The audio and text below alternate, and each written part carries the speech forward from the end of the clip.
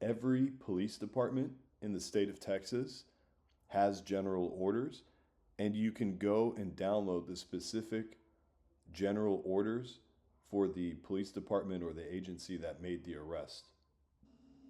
Officers responding to calls involving family violence are required to protect any victims or potential victims of family violence without regard to the relationship between the alleged offender and victim, okay? And the important word here, or the phrase, is potential victims, okay? So this could include people that have not been victimized yet, okay? Even if there's a threat of somebody committing violence, the police are not authorized, but they're required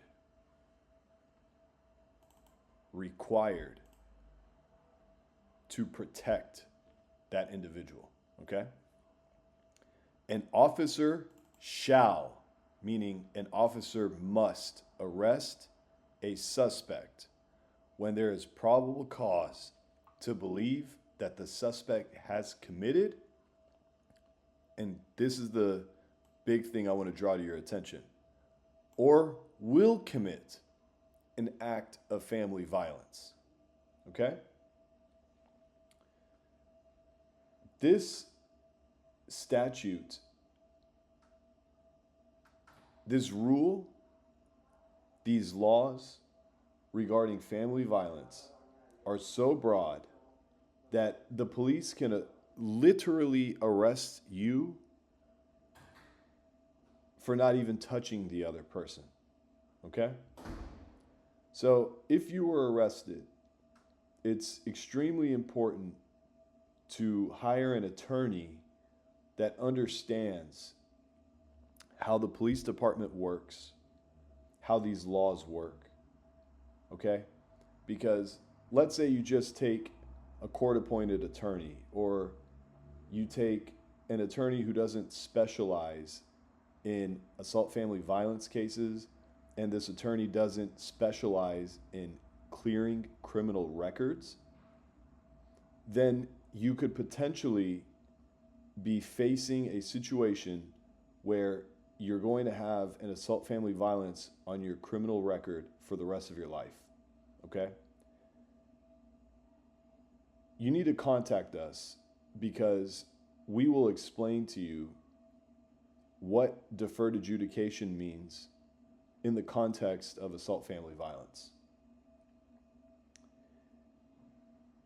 If you take probation on an assault family violence case and there's an affirmative finding of family violence made by the judge or by the jury, that record is going to be on your, that arrest, that case is going to stay on your record for the rest of your life. You will no longer be able to purchase a firearm. If you ever have a divorce and a custody dispute with your spouse, that family violence case will be used against you. You're going to find it incredibly difficult to get a job. If you have a job, you may get fired if your employer finds out about it. It's incredibly difficult to get housing. So let's say you and your spouse break up, divorce, whatever it is, and you end up having to get an apartment. All I got to say is good luck getting an apartment with an assault family violence case on your record. Because the landlords, they see this as unreliability, right? It's a risk.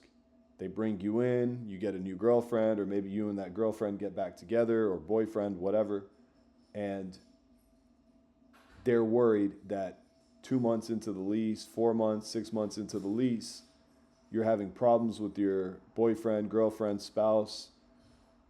There's another fight. Now you guys start breaking things inside the house. Now one of you has to leave. Now there's, who's going to pay the rent? So why would the landlord do that, set themselves up for failure, set themselves up for headache, when they could just get somebody with a clean record from the outset? So it's hard enough when you have a pending assault family violence case, but whenever you have a conviction, it's game over. And by the way, even if you take deferred adjudication and you successfully complete your probation on an assault family violence charge, this is forever going to remain a conviction in the state of Texas, federally. And if you're an immigrant, then good luck getting your citizenship with an assault family violence conviction.